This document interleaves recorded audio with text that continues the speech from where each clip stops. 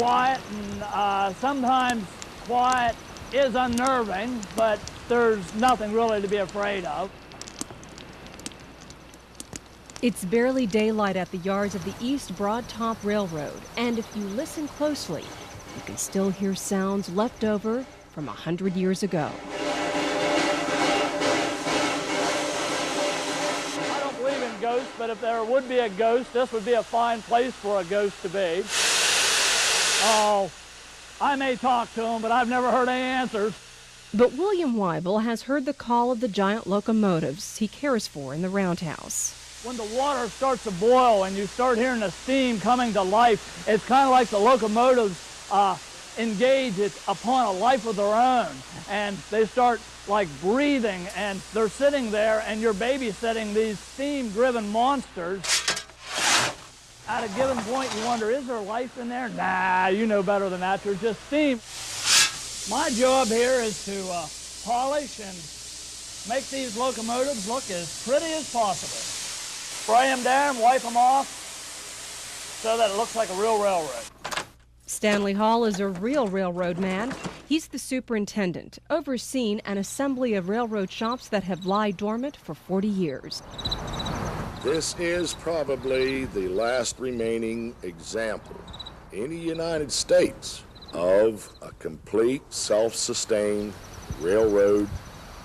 Along with only 8 others, Hall and Weibel are part of a gang that hopes to bring these original shops back to life. Well, it's a sound of life. You're being part of bringing something from cold death to warm, living, breathing machine. You pull a locomotive out, and the people stand around, and they have fine smiles on their face.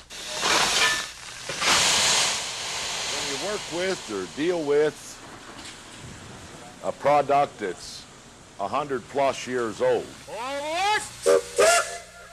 all your knowledge is maybe some hands-on help, but most everything has been passed down to you.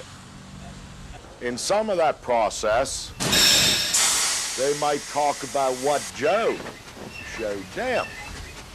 And Joe may have already been dead for 20 years.